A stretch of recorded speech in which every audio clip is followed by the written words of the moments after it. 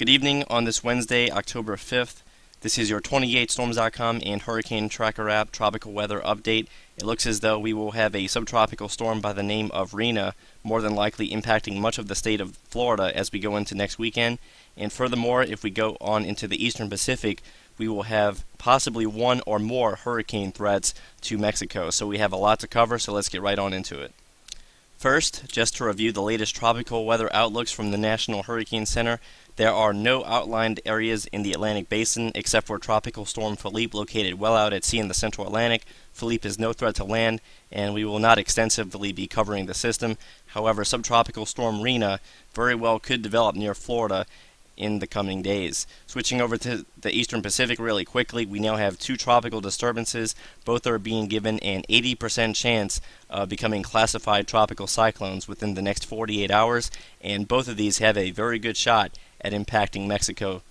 Starting off with the basin-wide satellite image for much of the Atlantic, we see that conditions are, for the most part, generally unfavorable, and we see Tropical Storm Philippe is about to be picked up by the trough located just to the southeast of Bermuda, so this is going to be moving out to sea fairly quickly over the next 48 hours, but we still have the stalled out frontal boundary dangling across much of the western portion of the Bahamas, extending all the way through Cuba and into the northwest Caribbean.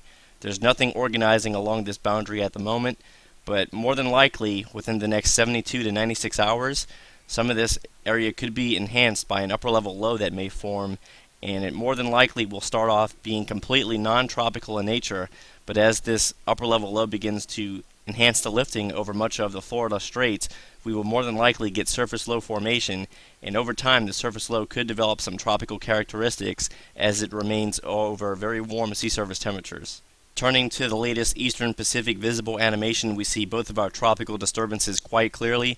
Both of these will more than likely become tropical depressions within the next 12 to 24 hours, and once again both will likely develop even beyond that into tropical storms and potentially even hurricanes. The latest enhanced infrared shows organizing convection developing near surface circulations, so both of these systems are well on their way. The latest water vapor shows that upper level conditions are very favorable. There's no sign of dry air beginning to intrude into either one of these low level circulations. And to the north, we do have quite a lot of westerly winds aloft, but that is only going to help ventilate both of our systems as they begin to evolve. And the growing concern is that an upper level trough will begin to dig into the southwest United States, and therefore these systems will have the tendency to want to recurve more toward the northeast between Acapulco and Puerto Vallarta. So both of these systems, again, have to be watched very closely along much of the Mexican Riviera. As mentioned before, the wind shear profile along much of the Gulf of Mexico and western Atlantic is not favorable for tropical cyclogenesis, but as noted, the beginning stages of development near the Florida Straits will more than likely be non-tropical in nature, and an upper level low will more than likely be involved with this development. But down to the south of Mexico, that is when we will be seeing truly tropical development right off the bat. Upper level winds are very light, well to the south here, and we have upper level ridging in effect over much of the eastern Pacific, whereas much of the Atlantic is facing nothing but westerly winds aloft. This is a quick look at the latest United States water vapor animation. We see that much of the western United States is being dominated by a long wave trough, and as we will soon see in the model guidance, all of the model members are deepening this low or troughiness even further here, and it's going to extend even into northern Mexico, and that is why we have the concern over those two eastern Pacific storms making a turn back toward the northeast. Also in the medium range, this trough is going to progressively prograde more toward the central and eastern half of the country, so any tropical or subtropical system that develops in southern Florida will more than likely get picked up by this trough as the high pressure over the east coast currently begins to slide off into the western and central Atlantic. So this is going to eventually more than likely be a prolonged rainfall event for the Sunshine State, and eventually this rainfall associated with our developing system will spread into Georgia, the Carolinas, and points all along the U.S. eastern seaboard. This is the latest 18Z run of the GFS model. The current parameter that we are looking at is the 500 millibar relative vorticity. You can see the trough beginning to move into the Pacific Northwest along with central and northern California, And as we set this into motion, you see that the trough is really going to extend well into northern Mexico, and as a result, both of our tropical cyclones in the eastern Pacific take that turn toward the northeast, and both are more than likely going to be impacting the Mexican coastline, possibly with direct hits within the next 5 to 8 days. Now, if we switch over to the 850 millibar vorticity aspect of the GFS forecast, this will help us determine exactly where that surface low may form near Florida, and there is still quite a lot of model disagreement.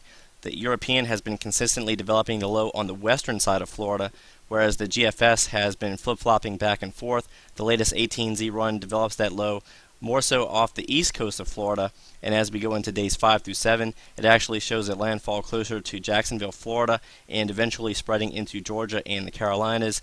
And by 168 hours, or by day 7, it's located over much of the Appalachians. The 12Z ECMWF solution is still the most favored, more so due to consistency more else than anything. And by 24, 48, and 72 hours, we still do not see a closed surface low. However, there is a very strong 1031 millibar surface high located over Virginia, and we do see a broad trough between Florida and Cuba, so we have an increasing pressure gradient by Saturday morning. So if you live in Florida, you may notice a slight increase in winds by this point. And as we go into Sunday morning, and especially Monday morning, we definitely have surface low formation. It shows a 1004 millibar closed low to the southwest of Tampa, Florida. And by this point, we very well could be dealing with a subtropical storm, if that is what the National Hurricane Center so chooses to call it. And despite the model disagreement between the latest GFS and ECMWF forecasts, both would still imply several inches of rainfall for much of the state of Florida. And as we go into Tuesday and especially Wednesday, this low is beginning to merge with a mid to upper level trough, and it's going to more than likely ride up the east coast. And this is the same trough that we were talking about that is currently over the western United States. It's going to continue prograding, and that is the main reason why the developing low is going to move from Florida all the way up into the mid-Atlantic states, more than likely as we go into the middle and latter half of next week. In the meantime, the rest of the tropics are looking fairly quiet, at least in terms of Atlantic activity. But notice here by day 9 and day 10, sure enough, we still have a broad area of low pressure in the Western Caribbean, and the Western Caribbean will remain the climatologically favored area for development all the way through the month of October.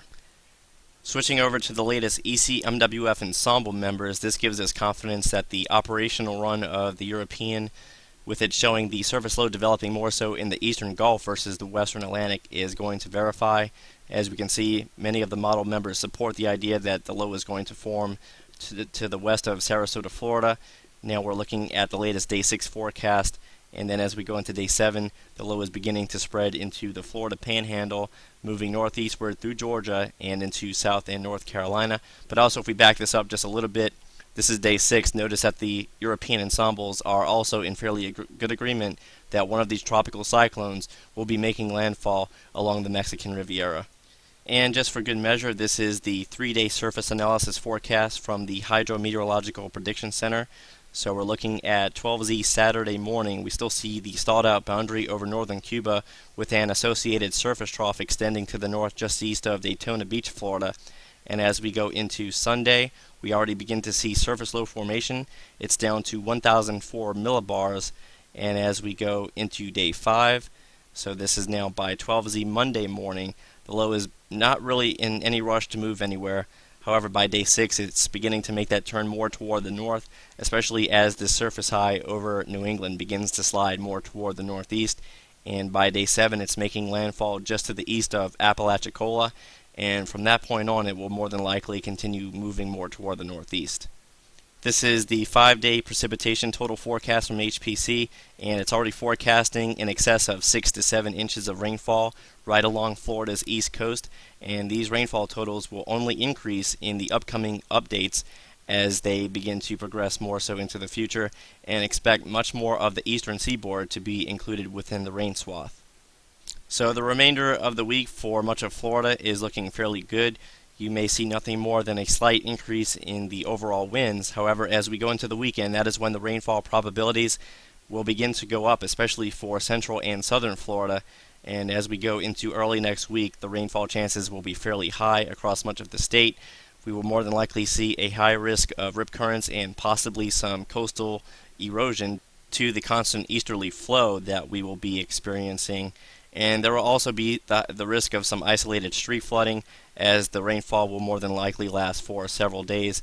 And along with the subtropical nature of the storm, it could produce a couple isolated, weak, and brief tornadoes. So that is the main risk for Florida. And as for any eastern Pacific systems, interest there should be bracing for the possibility of a hurricane threat within the next 4 to 7 days. So thanks again for viewing 28storms.com. We will have more updates. The next one should be out no later than tomorrow afternoon.